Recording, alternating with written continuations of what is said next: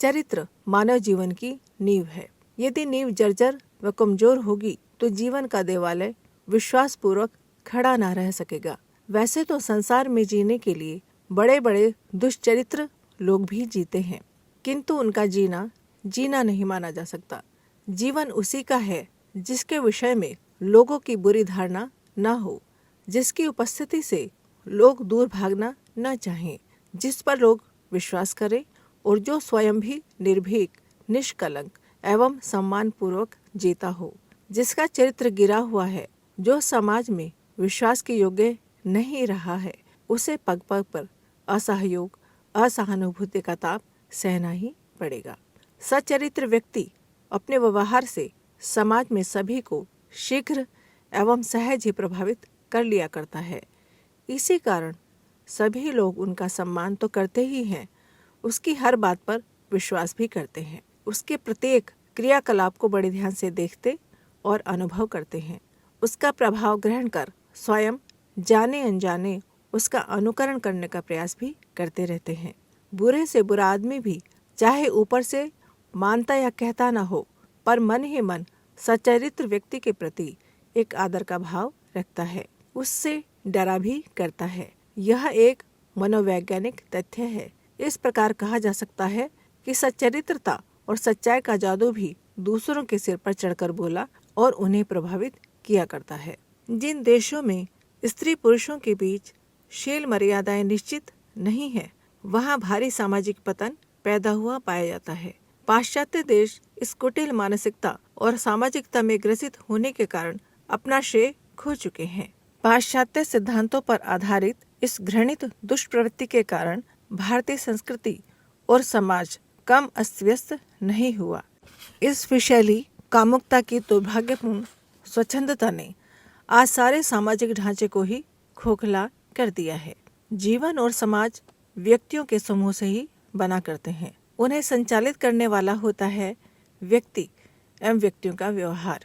जिस समाज के सभी व्यक्ति चारित्रिक और नैतिक दृष्टि से अच्छे, परिपुष्ट एवं उन्नत हुआ करते हैं, वह सारा समाज स्वयं ही सच्चरित्रता के उच्च मूल्यों को स्थापित करने वाला, उनका मान सम्मान बढ़ाने वाला हुआ करता है। जब समाज का जीवन सच्चरित्र एवं उच्च मूल्यों वाला बन सकता है, तब देश और राष्ट्र भी स्वतः ही वैसा ही बनकर संसार के सामने एक आदर्श स्थापित कर दिया करते हैं। प्राचीन काल में हमारा भारत विश्व गुरु होने कहलाने का गौरव प्राप्त कर सका था। उसका कारण भी उसकी सच्चरित्रता और महान मानवीय नैतिक मूल्यों की रक्षा कर पाने का सामर्थ्य ही था। सच तो यह है कि चारित्रिक ह्रास ही क्रमशः हमारे देश के पतन और पराधीनता का कारण बना। उसके बाद इस सत्य को समझकर जब देश ने नैतिक मूल्यों और चरित्र रक्षा का प्रयास आरंभ किया, तो उसे वह शक्ति प्राप्त हो सकी जिसके बल पर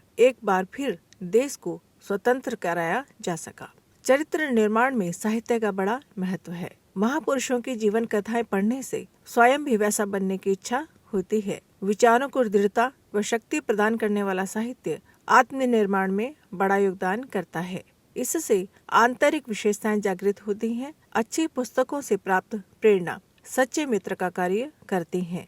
इससे जीवन की सही दिशा का ज्ञान होता है। इसके विपरीत अश्लील साहित्य अधः पतन का कारण बनता है। चरित्र रक्षा प्रत्येक मूल्य पर की जानी चाहिए, इसलिए छोटे छोटे कार्यों की भी उपेक्षा करना ठीक नहीं। हमारी वेशभूषा, खान पान, उठना बैठना, वार्तालाप, मनोरंजन के समय भी मर्यादाओं का पालन होना चाहिए। वेशभूषा और आहार की सादगी और सरलता से भी विचार वैसे ही बनते हैं। मादक और उत्तेजक पदार्थों से चरित्र बल क्षीण होता है और पशु वृत्ति जागृत होती है। चरित्र मनुष्य की सबसे बड़ी शक्ति तथा संपदा है। संसार के अनंत संपदाओं का स्वामी होने पर भी यदि कोई चरित्रहीन है तो वह हर अर्थ में विपन्न ही माना जाएगा। लेकिन खेद के साथ यह स्वीकार करना पड़ता है कि आजकल लोगों के चारित्रिक पतन का जो नया दौर आरंभ हुआ है, वह कहीं रुकने का नाम ही नहीं ले रहा है।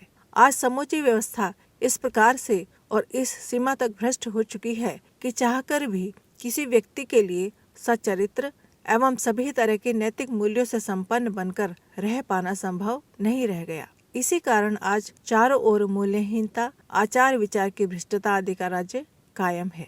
कहीं भी उसका अंत किनारा नहीं दिख पड़ रहा। एक बार फिर से सहज मानवीय भावनाओं, मूल्यों और चरित्र को जगाकर ही आज के अराजकतापूर्ण वातावरण से छुटकारा पाया जा सकता है। अब यह जिम्मेदारी युवा वर्ग पर आ पड़ी है कि देश का चरित्र ऊंचा उठाने के लिए स्वयं अपना चरित्र उज्जवल रखें और दूसरों के चरित्र की रक्षा करें। जन नेतृत्व करने अथवा समाज की गति बदल देने की शक्ति केवल चरित्र से ही प्राप्त हो सकती है। चरित्र बल संसार में सब बलों से श्रेष्ठ है और सारी संपत्तियों में मूल्यवान संपत्ति है। इस नश्वर मानव जीवन में चरित्र ही अमर उपलब्धि है। वह मनुष्य को नर से नारायण बना देता है। पुस्तक का नाम सफल जीवन की दिशाधारा। लेखक पंडित श्री राम शर्मा आचार्य जी। अगर आपको हमारी यह वीडियो पसंद आई हो तो इसको लाइक करें, कमेंट और शेयर ज़रूर करें और हमारे YouTube चैनल ऋषि चिंतन को सब्सक्राइब भी कर लें। साथ ही बेल आइकन को भी दबाएं ताकि आपको आने वाली वीडियोस की नोटिफिकेशंस मिलती रहें। धन्यवाद।